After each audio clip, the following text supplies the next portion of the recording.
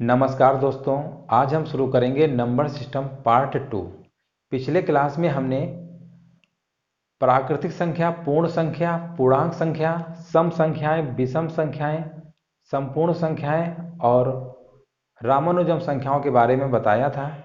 आज हम उसके आगे शुरू करते हैं भाज्य संख्या, जिसको अंग्रेजी में बोलते हैं कंपोजिट नंबर। ठीक है, इसकी परिभाषा आप सभी लोगों ने बुक में पढ़ा होगा। जो संख्या एक तथा स्वयं के अलावा किसी अन्य संख्या से पूर्णतः विभाजित हो, भाज्य संख्या कहलाती है।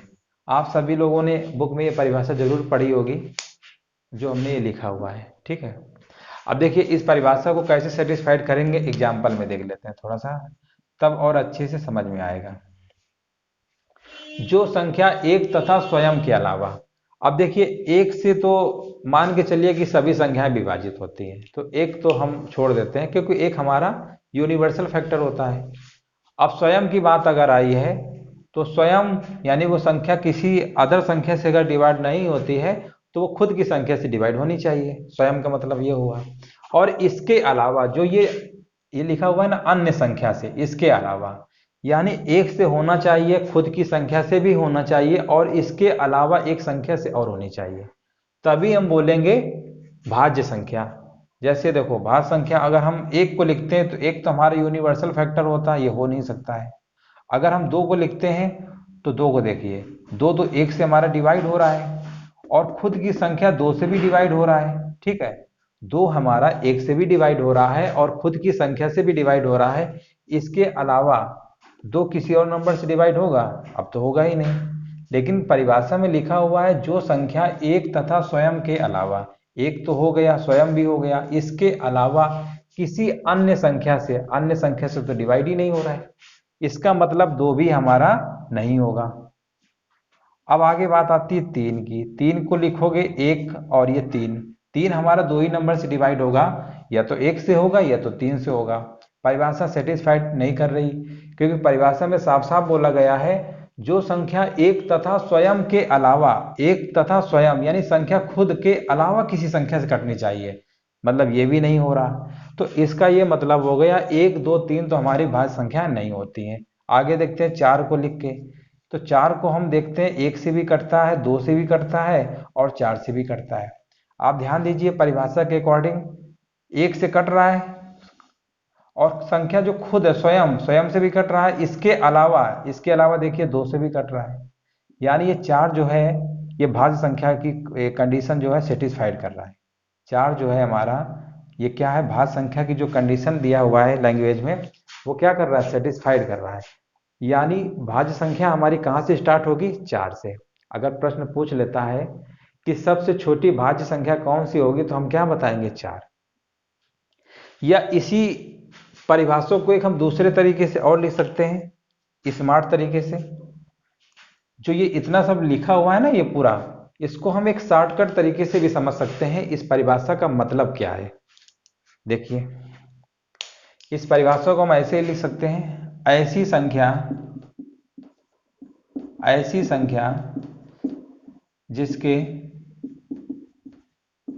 जिसके दो से अधिक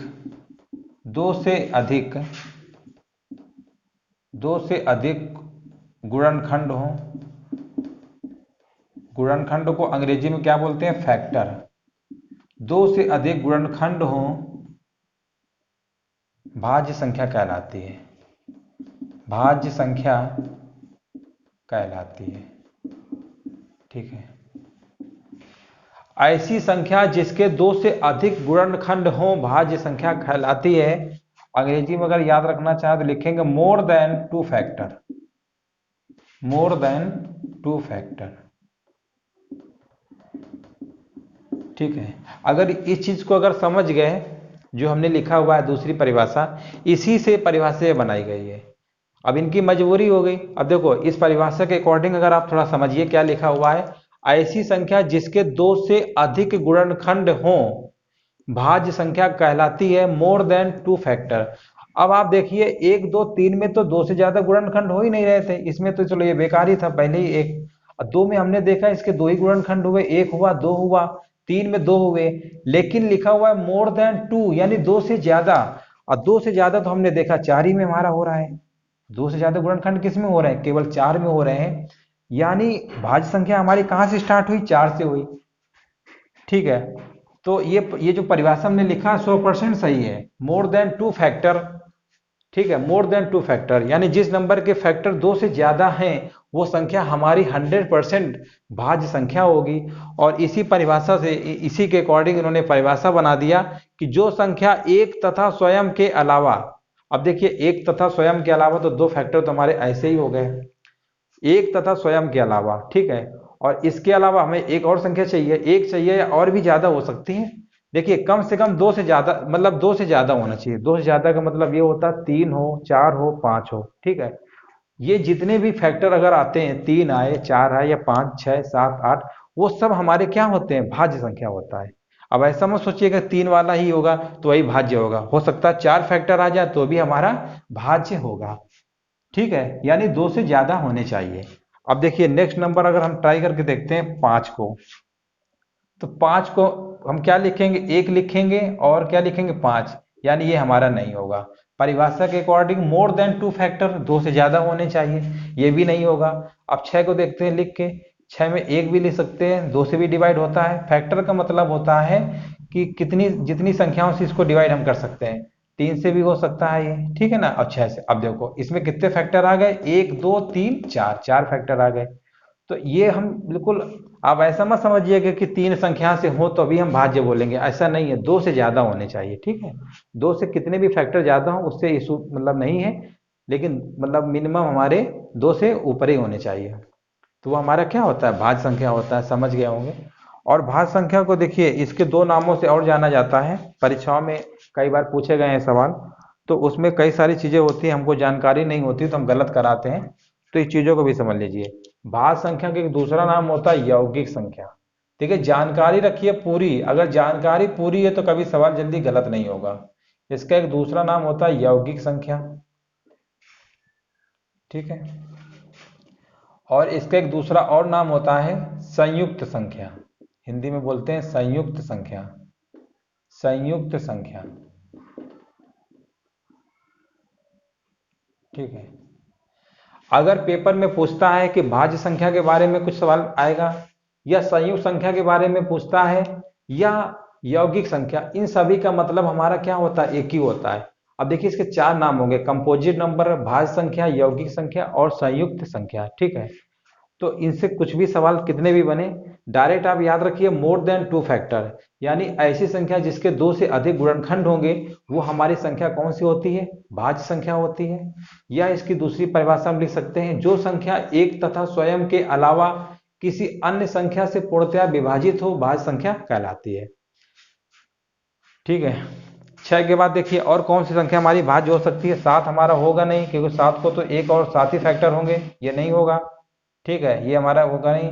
8 को देखिए, 8 को हम लिख सकते हैं 1 होगा इसका फैक्टर, 2 भी होगा क्योंकि 2 से 8 भी 2 से 8 डिवाइड हो जाता है, और 4 भी होगा, 8 भी होगा, ठीक है ना। यानी ये हमारा कैसा है? ये भी हमारा भाज्य है, ये भी भाज्य है, ठीक है।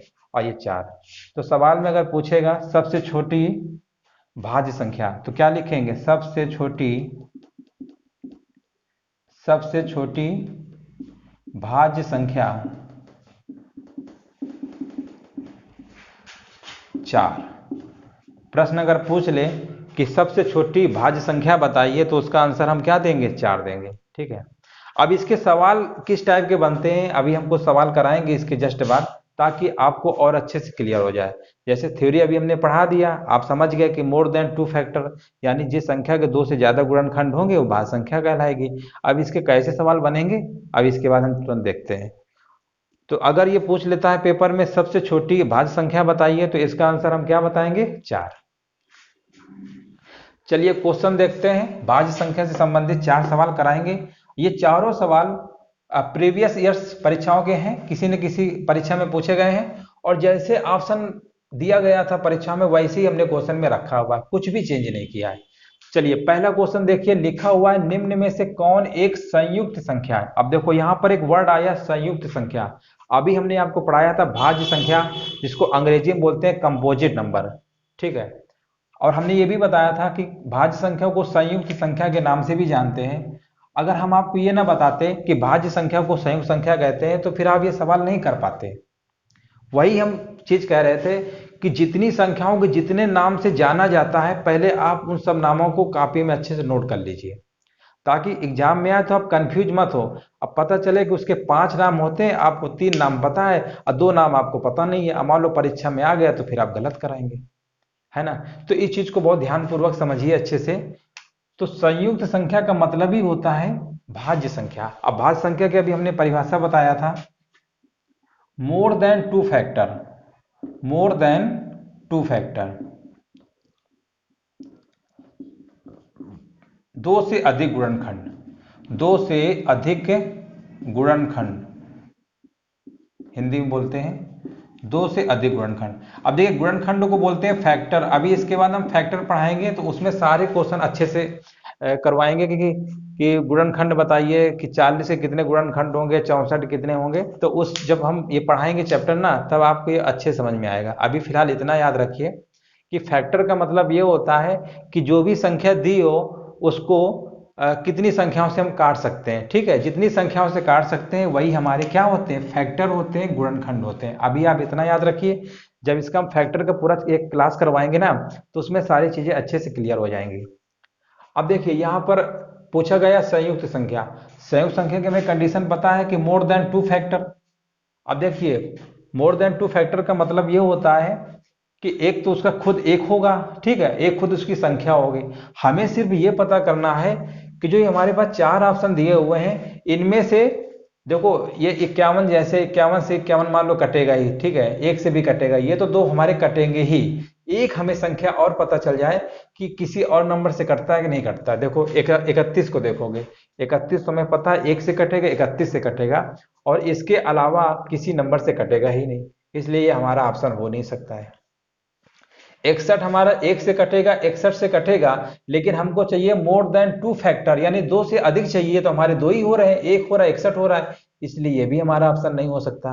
41 भी हमारा एक से कट सकता है और 41 से कट सकता है, इसके अलावा किसी और नंबर से कटेगा नहीं, इसलिए ये भी नहीं हो सकता।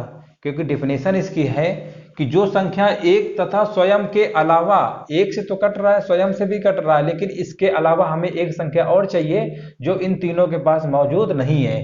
अब लास्ट वाला देखो 51, तो देखो एक से तो कट ही रहा है, 51 मान लो 51 से ही कट जाता है, वो तो कटेगा ही। और इसके अलावा देखो 3 से भी कट रहा है, 17 से भी कट रहा है, ठीक है ना। तो देखिए कितनी संख्या हो गई, 1 2 3 4 फैक्टर इसके हो गए। तो इसलिए जो हमारा इस प्रश्न का जो ऑप्शन होगा वो कौन सा सही होगा, 51 नंबर, चौथा नंबर, ये वाला आंसर सही होगा।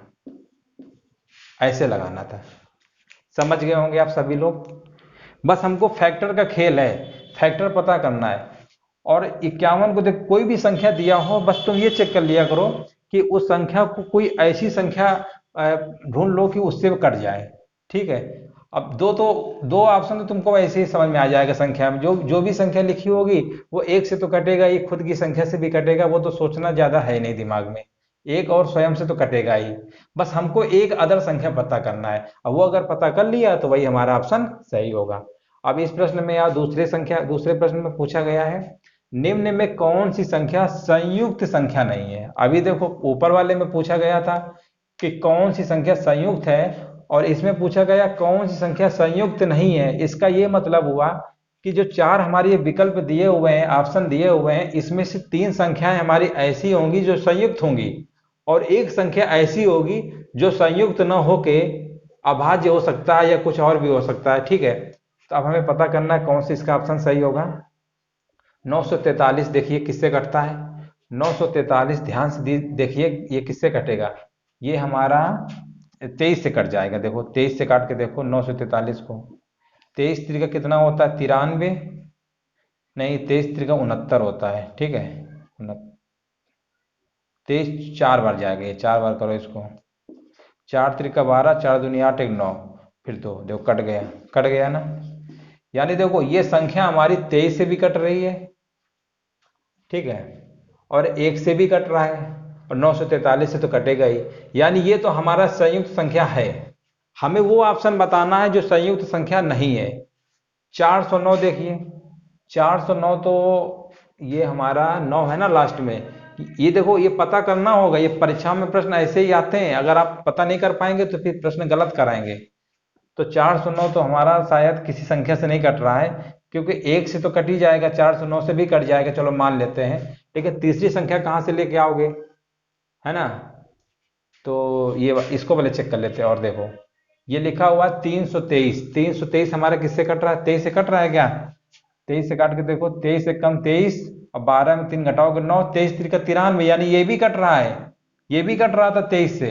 और ये देखो 23 3 का 69 और 23 से कम 23, ये भी कट रहा है। इसका मतलब ये तीन संख्याएं हमारी कैसी हैं, संयुक्त संख्याएं। संयुक्त संख्या यानी 23 से भी कट रहा है, ये 1 से भी कटेगा, 713 से भी कटेगा, ठीक है ना। तो ये तीनों संख्याएं हमारी कैसी हैं, संयुक्त है। और ये संख्या हमारी कैसी है, अभाज्य संख्या है। मतलब जो संख्या 1 से कटे और स्वयं से कटे, वो संख्या हमारी कौन सी होती है, अभाज्य संख्या। तो इस प्रश्न का जो आंसर हम लगाएंगे कौन सा बताएंगे, ये वाला, ठीक है। तो इस प्रश्न का जो आंसर होगा, निम्न में कौन सी संख्या संयुक्त संख्या नहीं है, 409। अभी इसके बाद हम पढ़ाएंगे ना अभाज्य संख्या। अभी हमने आपको पढ़ाया भाज्य संख्या, अभी इसके आगे पढ़ाएंगे अभाज्य संख्या, तब और अच्छे से क्लियर हो जाएगा। निम्न में कौन सी संख्या भाज्य है। अब देखिए भाज्य का मतलब वही कंडीशन कि एक तथा स्वयं से तो होना ही चाहिए। जो भी संख्या लिखी होगी वो अपने आप में स्वयं और एक तो मौजूद उसमें होगा ही। तीसरा पता कर लो। अब ये ध्यान दो कि 729 किसका क्यूब होता है, 9 का क्यूब होता है। इसका मतलब 9 से तो कटेगा ही, तो कौन सा ऑप्शन हो जाएगा हमारा, इसका डी नंबर। बस हो गया, कुछ ज्यादा दिमाग ही नहीं लगाना था। देखिए लास्ट वाला देखिए क्वेश्चन बहुत अच्छा है, लैंग्वेज में पूछा गया था लिख के, लेकिन ये भी क्वेश्चन अगर हमें अच्छे से जानकारी है थ्योरेटिकल, तो ये क्वेश्चन हम तभी कर पाएंगे। देखो लिखा हुआ है पी वह सबसे छोटा धनात्मक पूर्णांक है। पी जो है वह सबसे छोटा धनात्मक पूर्णांक है कि पी से बड़े प्रत्येक धनात्मक पूर्णांक, पी से बड़े प्रत्येक धनात्मक पूर्णांक n को दो भाज्य संख्याओं के योग के रूप में लिखा जा सकता है, तो p का मान कितना होगा। यानी p जो है हमारा सबसे छोटा धनात्मक पूर्णांक है और p से बड़ा, तो p का मान पूछा गया। ये हमारे पास चार ऑप्शन है, ठीक है। और p यानी इसमें से अगर इसका एक नंबर अगर ऐड कर दें, मान लीजिए p से बड़ा, जैसे मान लो 10 लिखा हुआ है, 10 से बड़ा हम बोलेंगे तो क्या बताएंगे, 11 होता है, ठीक है ना। p से बड़ा प्रत्येक धनात्मक पूर्णांक, यानी उसके आगे एक नंबर ऐड कर देंगे।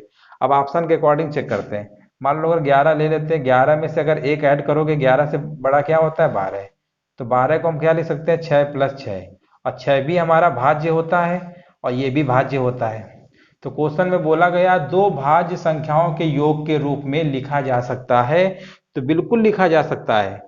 12 को हम लिख सकते हैं 6 + 6, तो यही वाला हमारा ऑप्शन क्या हो गया, सही हो गया।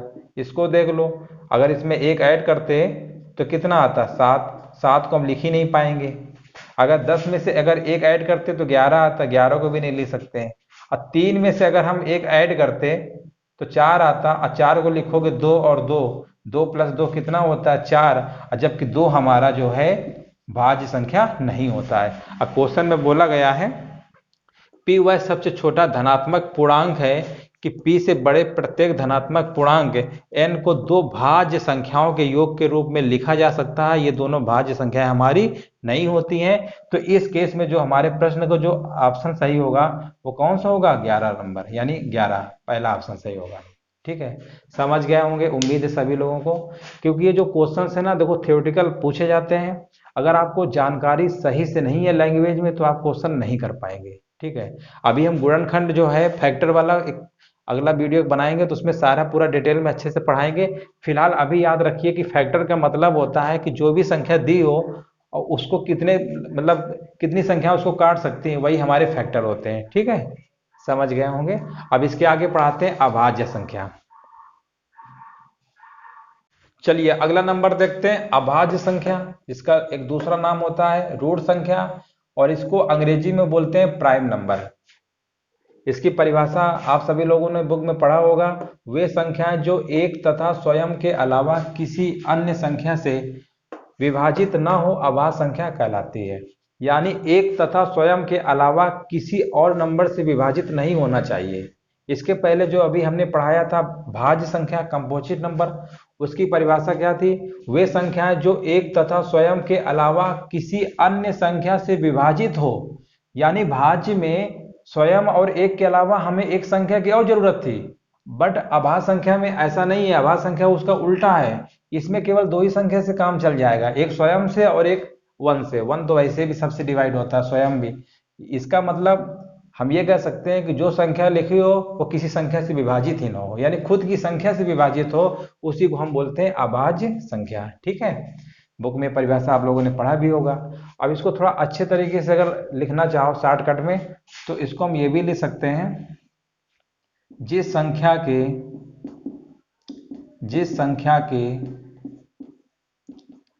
जिस संख्या के केवल दो गुणनखंड हो, दो गुणनखंड। अब देखिए, दो गुणन तभी पॉसिबल होते हैं जब संख्या खुद से डिवाइड हो और एक से हो, इसके अलावा दो गुणनखंड बन ही नहीं सकते हैं। जिस संख्या केवल दो गुणनखंड हो वह अभाज्य संख्या कहलाती है, वह अभाज्य संख्या कहलाती है। ठीक है, इसको शॉर्टकट में याद रख सकते हैं, या इंग्लिश में क्या लिखेंगे? Only two factor, only two factor, मतलब केवल दो ही होने चाहिए, केवल दो, दो से ज्यादा नहीं होने चाहिए। अब केवल दो तभी पॉसिबल हमारे होंगे जब स्वयं और एक होगा। ठीक है, स्वयं और एक से तो वैसे भी सभी नंबर डिवाइड होते हैं, तो एक परिभाषा ये भी होती है, इसी परिभाषा से बनाई गई है। अब देखो, एक तथा स्वयं का मतलब ये हुआ कि जैसे कोई नंबर हम लेंगे तो एक से तो वो डिवाइड होगा, वो तो कंफर्म हो गया, यूनिवर्सल फैक्टर हो गया। और जब वो किसी अदर नंबर से डिवाइड ही नहीं होगा तो यानी खुद से डिवाइड होगा, तो कितने फैक्टर इसके होंगे? दो ही फैक्टर होंगे, वही परिभाषा में लिखा हुआ है। ठीक है, अब एग्जाम्पल देंगे तो और अच्छे समझ में आ जाएगा। चलिए कुछ क्वेश्चन देते हैं इसमें एग्जाम्पल में, ताकि क्लियर हो जाए अच्छे से। देखो, जैसे हमने कहा कुछ संख्या लिखते हैं, जैसे एक। अब एक का देखिए, एक तो हमारा एक ही फैक्टर इसका होगा, इसलिए एक को छोड़ दो, दो लो। दो दो के फैक्टर कौन कौन से होंगे? दो को कौन कौन संख्याएं डिवाइड कर सकती है? गुणनखंड का मतलब होता है कि ये कितनी और संख्या है जो इसमें भाग चला जाए दो में। एक का भाग दो में चला जाएगा और दो का भाग भी दो में चला जाएगा। परिभाषा हमको क्या बताती है? ऐसी संख्या जो स्वयं और एक से विभाजित हो, ये एक से विभाजित है और स्वयं से विभाजित है, इसके अलावा दो किसी और नंबर से विभाजित होगा? नहीं होगा। यानी संख्या हमारी कैसी होगी? अभाज्य होगी। या दूसरी परिभाषा जो हमने लिखा हुआ है, जिस संख्या केवल दो ही गुणनखंड हो, एक गुणनखंड ये है, एक ये, कितने हो गए? दो, यानी इसको हम क्या बोलेंगे? अभाज्य। यानी ये संख्या हमारी कैसी है? अभाज्य है। ठीक है, अगला देखते हैं तीन। तीन को हम क्या लिख सकते हैं? एक और तीन। ठीक है, इसके अलावा और कोई नंबर पॉसिबल है नहीं, दो ही नंबर हैं, जिसमें दो होंगे वो कौन सा होगा? अभाज्य। जिसके दो गुणनखंड निकल आएंगे वो संख्या क्या होगी? अभाज्य, यानी ये भी अभाज्य है। देखो, चार लिखेंगे, चार को क्या लिख सकते हैं? एक, इसका दो भी हो सकता है, गुणनखंड इसका होगा, चार भी होगा। इसमें तीन आ गए, परिभाषा हमको बताती है जिसके केवल दो ही गुणनखंड हो, इसमें तीन आ गए, इसलिए ये नहीं होगा। पाँच, पाँच के बाद देखिए एक और ये पाँच होगा, ये वाला होगा। छः, छः के लिखेंगे, एक होगा गुणनखंड, यानी छः में एक से भी भाग चला जाएगा, दो से भी चला जाएगा, तीन से भी चला जाएगा और छः से भी चला जाएगा, इसलिए ये भी नहीं होगा। इसके बाद सात लिखेंगे। तो इस तरीके से हम करते चले जाएंगे। ठीक है ना, तो हमको अभाज्य संख्याएं पता हो जाएंगी कितनी संख्याएं होती है। अब परीक्षाओं में प्रश्न पूछा जाता है कि 1 से लेकर 100 तक में कितनी अभाज्य संख्याएं होती हैं। आपने मतलब क्वेश्चन देखा होगा कि 1 से लेकर 100 तक में कितनी अभाज्य संख्याएं होती हैं, या 60 से लेकर 90 तक के नंबर के बीच में कितनी अभाज्य संख्याएं होती हैं, या 1 से लेकर 50 तक के बीच में कितनी अभाज्य संख्याएं होती हैं। तो अभाज्य संख्या से बहुत सारे सवाल बनते हैं, तो थोड़ा सा अभी हम अच्छे से एक्सप्लेन कर देते हैं। और देखिए, ये सब समझ गए होंगे अच्छे से। अब पहले हम ये लिख देते हैं कि कौन कौन संख्याएं हमारी 1 से लेकर 100 तक अभाज्य होती हैं।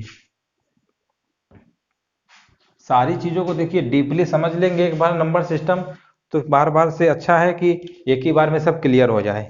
अब देखिए, अब जैसे हमने कहा 1 से लेकर 1 से 100 तक, 1 से 100 तक अभाज्य संख्या है, 1 से 100 तक अभाज्य संख्या हमको बताना है कितनी होंगी।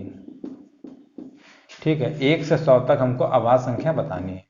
अब देखिए कौन कौन से नंबर हमारे हो सकते हैं, 2 होगा, 3, 5।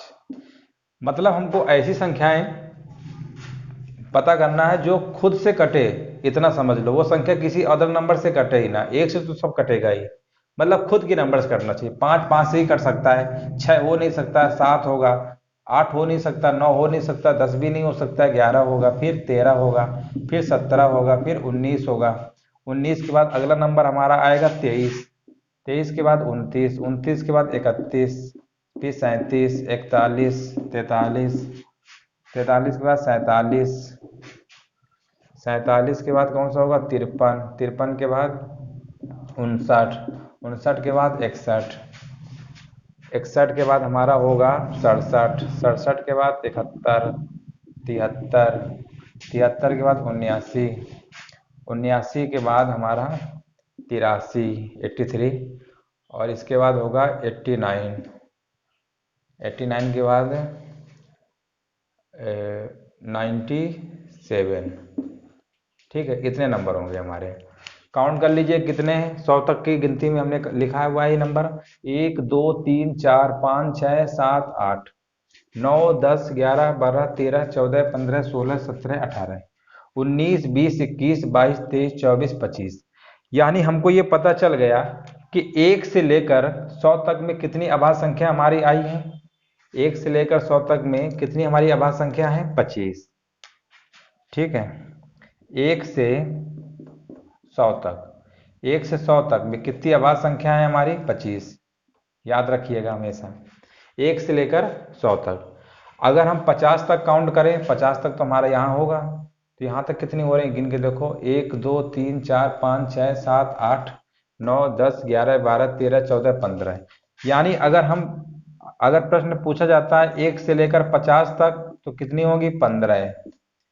अब 50 से लेकर अगर पूछा जाता है 100 तक तो कितनी संख्याएं होंगी, 10, क्योंकि 15 10 जोड़ोगे तभी तो टोटल 25 होगा।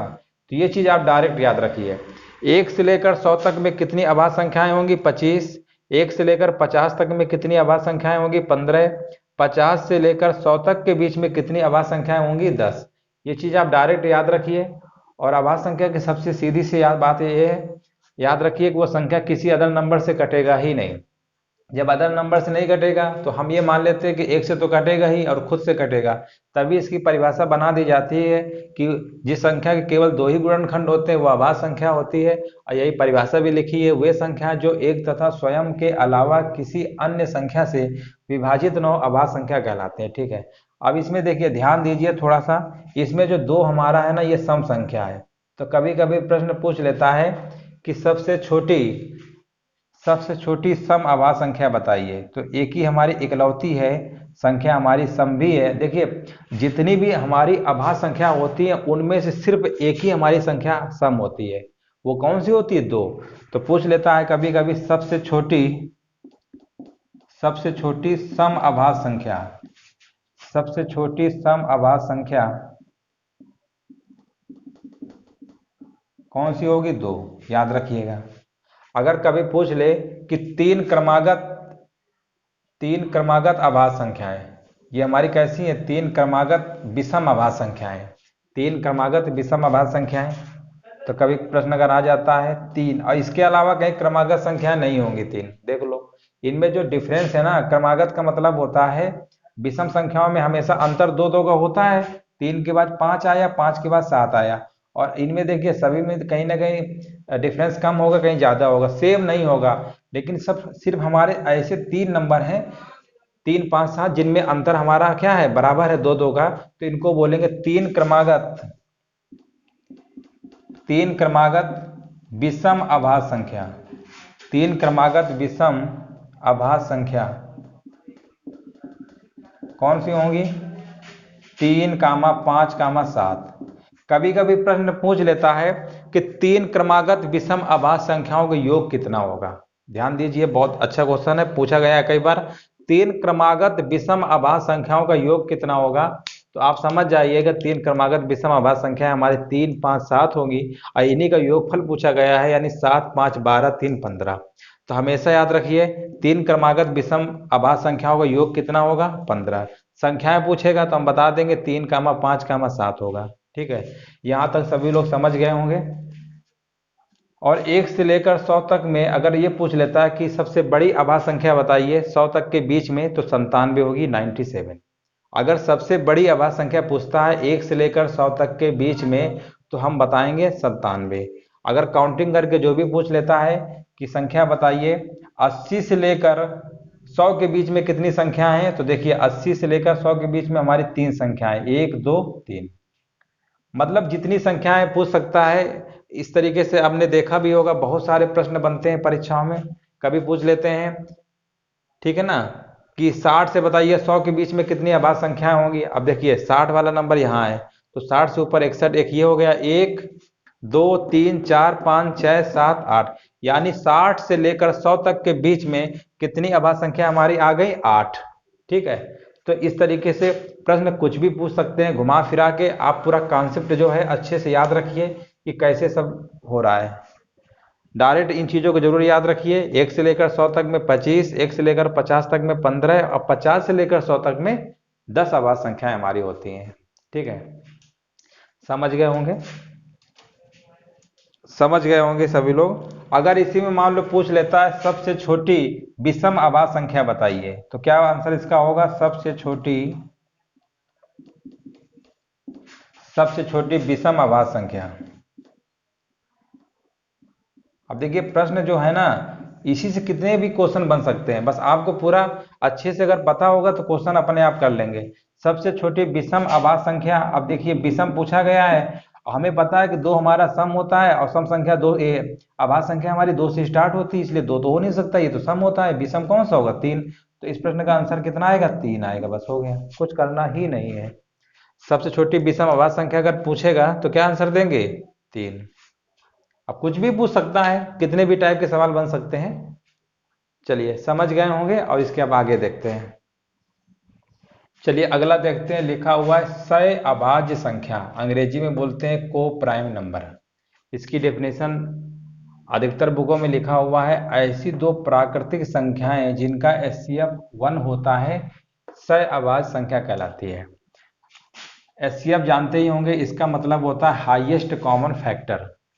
ठीक है, जब हम एलसीएम एचसीएफ पढ़ाएंगे तब ये और अच्छे से क्लियर हो जाएगा एचसीएफ क्या होता है। ठीक है, एचसीएफ का मतलब ये होता है, जैसे मान लीजिए 2 नंबर हमने लिखा, ये 4 लिखा हुआ है 6, ठीक है ना, इनमें दोनों में कौन सा कॉमन होगा, तो हमें पता है 4 और 6 में 2 कॉमन है, यानी 2 से भाग इसमें भी चला जाएगा और 2 से भाग इसमें भी चला जाएगा, तो ये हमारा हाईएस्ट कॉमन फैक्टर 2 आया। एक तब आएगा जब इन दोनों में कुछ भी कॉमन ना हो, जैसे हमने एक 5 लिखा हुआ है, एक 7 लिखा हुआ है, ठीक है ना। अब इसमें देखिए कोई ऐसा नंबर नहीं है कॉमन जो दोनों को काट सके, सिर्फ हमारा 1 होगा, यानी इन दोनों नंबर में कुछ भी कॉमन ना हो, और कोई मतलब एक ऐसा नंबर हो जो इसको भी काट सके और इसको भी काट सके, 1 के अलावा कोई नंबर पॉसिबल ही नहीं होगा। इसमें देखिए 2 से 4 भी कटता है, 2 से हमारा 6 भी कटता है, बट इसमें नहीं होगा। तो ये वाला जो केस बनाएगा वो हमारा होता है को प्राइम नंबर। ठीक है, अभी सीधे इतना मतलब रखिए कि जब 2 संख्याओं में कुछ भी कॉमन ना हो, जब कुछ कॉमन नहीं होता है तो 1 मान लिया जाता है। ठीक है, क्योंकि 1 से डिवाइड दोनों में हो जाएगा, तो उसी को बोल देते हैं एचसीएफ हाईएस्ट कॉमन फैक्टर। ऐसी 2 प्राकृतिक संख्या जिनका एचसीएफ 1 होता है सह अभाज्य संख्या कहलाते हैं। कौन कौन सी हमारी हो सकती हैं, एक 3 हो सकती है, 5 भी हो सकता है, ठीक है ना, और कौन हो सकता है इसके अलावा, एक 4 भी हो सकता है, 7 भी हो सकता है। अब जरूरी नहीं है कि दोनों संख्याएं अभाज्य ही आए, अब देखिए सम आ गया, अभाज्य आ गया, 4 7 में कोई नंबर तो कॉमन है नहीं, तो इसका एचसीएफ कितना आएगा 1 आएगा। ठीक है, और इसके अलावा 6 भी हो सकता है और 7 भी हो सकता है, ठीक है ना, बहुत सारे नंबर ऐसे हमारे हो सकते हैं, 9 हो सकता है, मान लो 17 भी हो सकता है। इन दोनों में कोई कॉमन नंबर नहीं है। कॉमन का मतलब होता है कोई एक ऐसा नंबर आप बताइए जिससे 9 भी कट जाए और 17 भी कट जाए, 1 के अलावा कोई नंबर पॉसिबल नहीं है, इसी को बोल दिया जाता है हाईएस्ट कॉमन फैक्टर एचसीएफ। ठीक है, तो इस तरीके के जितने भी नंबर हमारे होंगे वो सारे हमारे क्या होते हैं सह अभाज्य संख्या यानी को प्राइम नंबर होते हैं। ठीक है, समझ गए होंगे आप सभी लोग। चलिए इसी को देखिए, कभी कभी एग्जाम वगैरह में पूछ लेता है आपेक्षित, ये नाम सुना होगा आप सभी लोगों ने, एक आपेक्षित आभास संख्या। देखिए हम इसलिए नाम सब बता देते हैं ताकि कोई कंफ्यूजन ना हो। आपेक्षित आभास संख्या, और इसी का एक दूसरा नाम और होता है सापेक्षित आभास संख्या, सापेक्षित अभाज्य संख्या। ठीक है, इनको इंग्लिश में हम बोलते हैं relatively relatively relatively prime number. अपेक्षित आभास संख्या और सापेक्षित आभास संख्या, इनको अंग्रेजी में बोलते हैं रिलेटिवली प्राइम नंबर।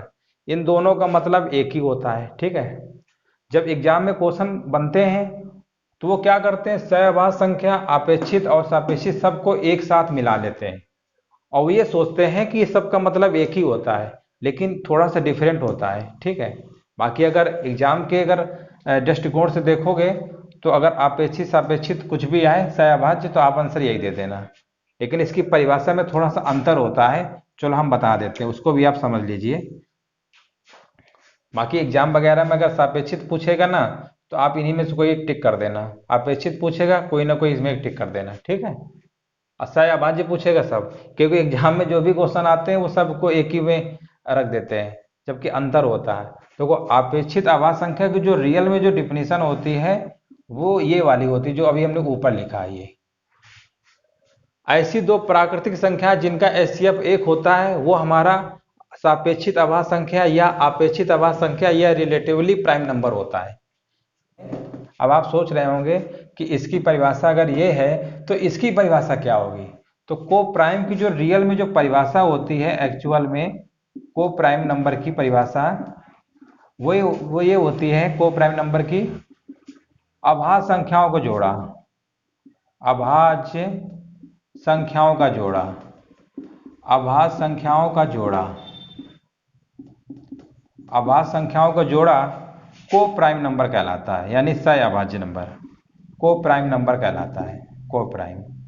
ठीक है, अभाज्य संख्याओं को जो जोड़ा होता है वो को प्राइम नंबर की परिभाषा होती है, डिफिनीशन होती है को प्राइम नंबर। ठीक है, को प्राइम नंबर, को प्राइम नंबर अभाज्य संख्याओं का जोड़ा होता है। जैसे मान लो 5, 7 हो गया, ये अभाज्य संख्याओं को जोड़ा है। ठीक है, 7 और 19 भी हो सकता है, यानी इन दोनों केसों में हमेशा अभाज्य संख्या आनी चाहिए। लेकिन जो अपेक्षित आभास संख्या की अगर हम परिभाषा की बात करेंगे तो ऐसी दो प्राकृतिक संख्या जिनका एचसीएफ एक होता है। ठीक है, ये तो साफ साफ इन्होंने बोल दिया कि अभाज्य संख्याओं का जोड़ा होना चाहिए, यानी अभाज्य संख्या ही इसमें आएगी।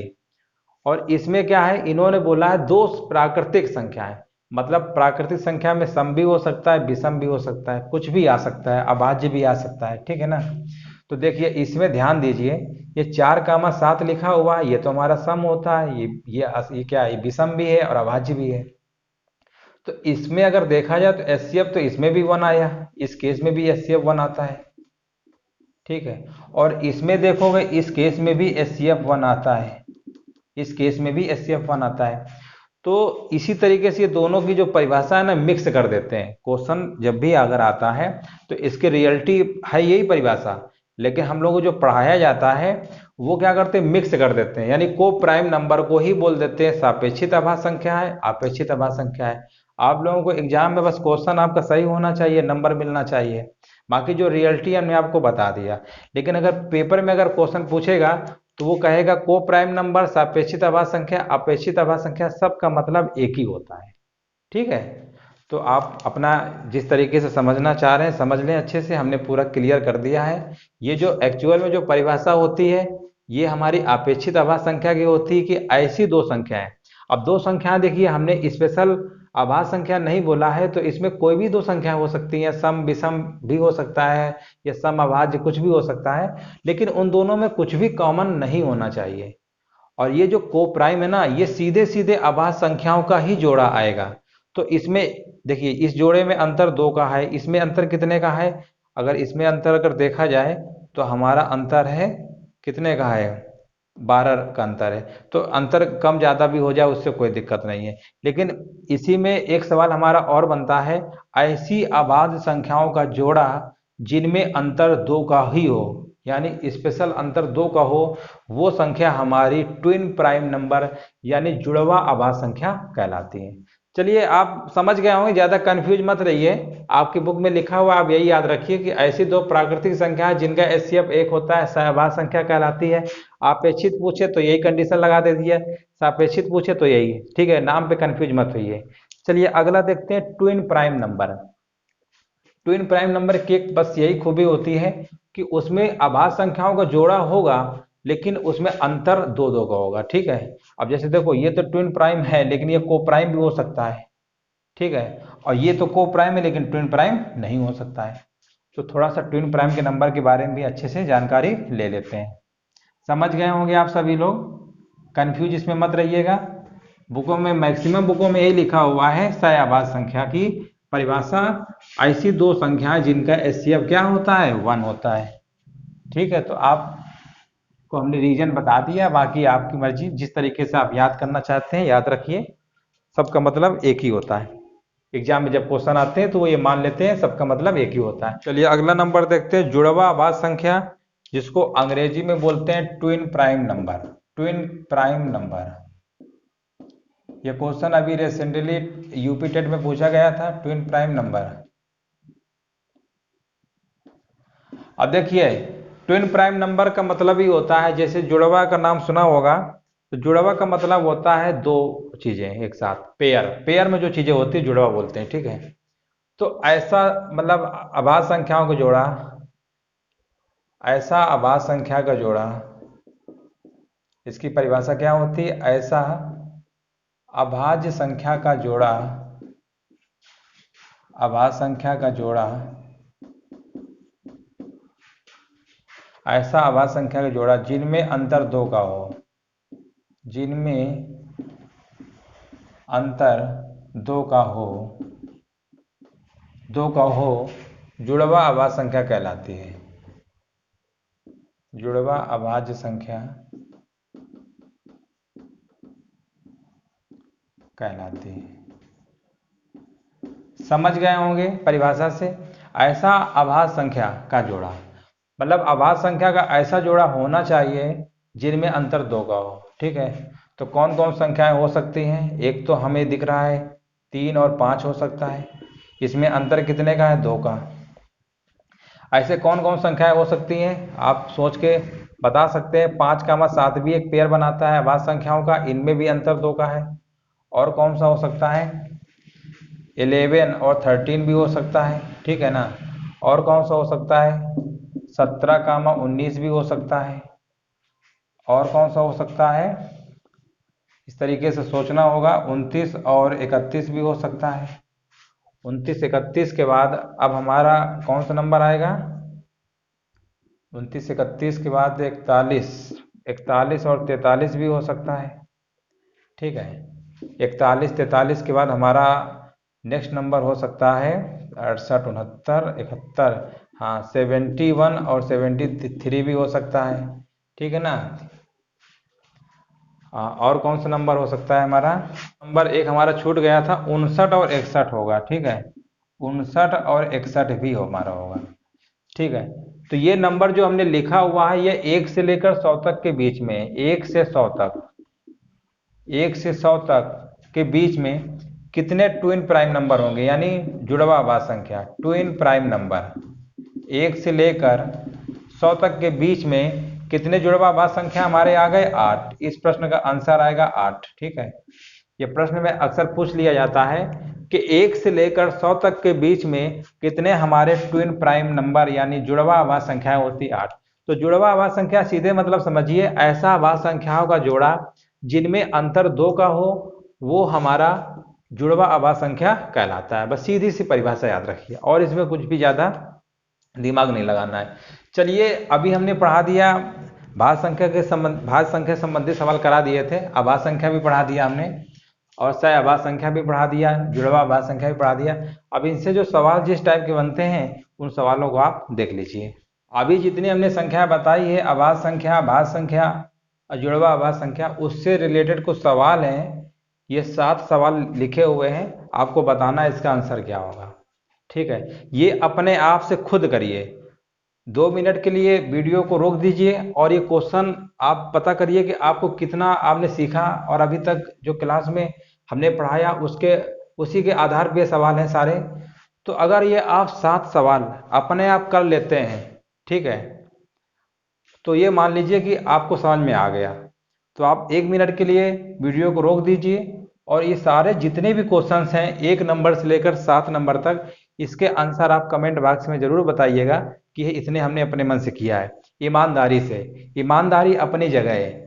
अगर आप ईमानदारी से काम करेंगे, आपके 2 सही होते हैं, 3 सही होते हैं, 4 होने दीजिए, कोई दिक्कत नहीं है। बाकी आप 7 प्रश्न के आंसर आप कमेंट बॉक्स में जरूर बताइएगा। चलिए हम आंसर बता देते हैं। एक बार अपने आप से जरूर ट्राई करिएगा पहले।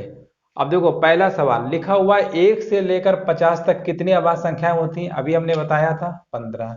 तो इस प्रश्न का आंसर कितना होगा? 15। 1 से लेकर 100 तक जुड़वा आभाज्य संख्या कितनी होती है? ये भी अभी हमने बताया था। कितना होगा? 8। अभी काउंट करके दिखाया था। निम्न में कौन सी सापेक्षित, अब देखिए ये वर्ड आया कि नहीं आया सापेक्षित? हमने कहा था कंफ्यूज मत होइएगा, क्योंकि वो परिभाषा जो है हर जगह लग जाती है। क्योंकि आभाज्य संख्याओं का जोड़ा होगा तो भी उसमें एचसीएफ 1 होगा, अगर सम और कोई अगर ऐसी संख्या लेते हो उसमें भी एचसीएफ 1 होगा। तो मतलब ये मान लिया जाता है कि सब एक ही है। ठीक है, तो आप भी मान लीजिए, उससे कोई इशू नहीं है। तो सापेक्षित आभाज्य संख्या का मतलब ये समझिए कि ऐसी 2 संख्याओं का हमें जोड़ा जिसमें एचसीएफ 1 होना चाहिए। अब देखिए यहाँ पर इसको ध्यान दीजिए, 8 और 15 लिखा हुआ है। तो 8 15 में कोई ऐसा नंबर नहीं है जो दोनों को डिवाइड कर सके। ठीक है, और 9 और 18 में देखिए, इसमें क्या है, ये 3 से भी डिवाइड हो जाएगा 9, 3 से 18 हो जाएगा, 9 से भी 9 डिवाइड होगा, ये हो नहीं सकता है। अगर इसको ध्यान दे, 12 15 ये 3 से डिवाइड हो रहा है, 12 और 15 भी 3 से डिवाइड हो रहा है, ये भी नहीं होगा। हमें ऐसा नंबर पता करना जो किसी नंबर से डिवाइड ही ना हो, यानी एचसीएफ 1 होना चाहिए, तभी एचसीएफ 1 होगा। ये तो 3 से डिवाइड हो रहा है दोनों में, ये हो नहीं सकता है। ये भी 4 से डिवाइड हो रहा है, ये भी नहीं हो सकता है, ये भी नहीं हो सकता है। और ये जो हमारा 8 और 15 लिखा हुआ है ना, इन्होंने ये मान लिया कि इनमें कुछ भी कॉमन नहीं है। जब कुछ कॉमन नहीं है तो एचसीएफ 1 आएगा, यानी इस प्रश्न का जो आंसर सही होगा पहला सही होगा। आगे देखिए लिखा हुआ है, निम्न में से कौन पूर्ण संख्या है? पूर्ण संख्या यानी परफेक्ट नंबर। परफेक्ट नंबर को एक और नाम से बोलते हैं पूर्णकालिक संख्या। आप नोट कर लीजिएगा कॉपी में। परफेक्ट नंबर यानी पूर्ण संख्या का दूसरा नाम क्या होता है? पूर्णकालिक संख्या या संपूर्ण संख्या। और हमने बताया था 1 से लेकर 100 तक के बीच में, 1 से लेकर 100 तक के बीच में 2 ही हमारी परफेक्ट नंबर पॉसिबल होते हैं, एक 6 होता है और एक 28। और ये भी हमने बताया था 6 और 28 में कि अगर 6 के देखिए, अगर इसके हम गुणनखंड निकालें, ठीक है, और गुणनखंडों का योग इससे अगर दोगुना आ गया तो हमारा क्या होता है? वो पूर्ण संख्या होती है। ठीक है, तो इस प्रश्न का आंसर कितना आएगा? 28, यानी ऑप्शन नंबर चौथा सही होगा। सबसे छोटी विषम भाज्य कौन सी है? अब विषम भाज्य, भाज्य संख्या हमको पता है, भाज्य संख्या हमारी कहाँ से स्टार्ट होती थी? 4 से। ये सब संख्याएं हमारी कैसी है? भाज्य, भाज्य संख्याएं। ठीक है, ये कैसी है? भाज्य संख्याएं। भाज्य संख्या हमारी कहाँ से स्टार्ट होती है? 4 से, फिर 6 आता है, फिर 8 आता है, 8 के बाद 9 भी होगा, 9 के बाद 10 भी होगा, 10 के बाद 12 भी होगा, 12 के बाद 14 है। ठीक है, और 14 के बाद 15 है, और 15 के बाद 16 है। ये सब हमारी संख्याएं कैसी हैं? भाज्य संख्याएं। यानी हम ये भी कह सकते हैं भाज्य संख्याएं हमारी सम और विषम दोनों हो सकती हैं। ये भी पॉइंट याद रखिएगा, भाज्य संख्याएं सम और विषम दोनों प्रकार की हो सकती हैं। तो क्वेश्चन में पूछा गया सबसे छोटी भाज्य संख्या कौन सी है, यानी जिसके फैक्टर 2 से ज्यादा होते थे वही तो हमारा भाज्य होता है। तो सबसे छोटी विषम, विषम वाला देखिए कौन सा है? ये तो सम है, ये भी सम है, ये आए, यानी सबसे छोटी विषम अभाज्य संख्या कौन सी होगी? विषम भाज्य संख्या 9 होगी। इस प्रश्न का आंसर कितना आएगा? 9, सबसे छोटी विषम। अगला प्रश्न है, सबसे छोटी विषम अभाज्य संख्या कौन सी होगी? अभाज्य संख्या की परिभाषा हमने बताया था, जिसके 2 ही फैक्टर होते हैं। अभाज्य संख्या में क्या था? जिसके 2 ही फैक्टर होते हैं, जैसे 2 हो गया, 3 हो गया, 5 हो गया, 7 हो गया, 11। ये संख्याएं हमारी कैसी होती हैं? अभाज्य संख्या होती है। और सबसे छोटी विषम पूछा गया है, तो विषम तो हमारा 3 से स्टार्ट होगा, क्योंकि 2 तो हमारा छोटा होता है अभाज्य संख्या, लेकिन ये सम होता है और विषम की स्टार्टिंग हमारी 3 से होती है। तो इसलिए इस प्रश्न का जो आंसर हम बताएंगे, कौन सा बताएंगे? 3, यानी ऑप्शन नंबर दूसरा। अगला सवाल देखिए, लिखा हुआ एक किस प्रकार की संख्या है? पहले भी हमने बताया था, एक ना तो भाज्य की कैटेगरी में आता है ना ही अभाज्य के, तो इसका ऑप्शन सीधे हम कौन सा टिक कर देंगे? चौथा। ठीक है, तो सभी लोग 7 क्वेश्चन को अपने आप से चेक करिएगा कि हमने कितना सही किया है। और जितने भी ये क्वेश्चंस हमने कराया है, ये सब हमने थ्योरेटिकल क्वेश्चंस है, अभी हमने जो पढ़ाया उसी से रिलेटेड है सारे क्वेश्चंस। अगर आपने थ्योरी को अच्छे से समझ लिया होगा तो आप ये सारे क्वेश्चन बिल्कुल सही कर लेंगे। तो इसका आंसर सभी लोग कमेंट बॉक्स में जरूर बताइएगा। चलिए, इसके बाद हमारा परिमेय संख्या बचा हुआ है। अपरिमेय संख्या, और जो बार वाले साइन होते हैं, दशमलव में लगे होते हैं, ऊपर एक ऐसी लाइन खींची होती है, तो उस टाइप को जो है वो अगले वीडियो पे हम रखेंगे। चलिए, वीडियो अगर अच्छा लग रहा हो तो लाइक, सब्सक्राइब, शेयर करना बिल्कुल ना भूलें। धन्यवाद।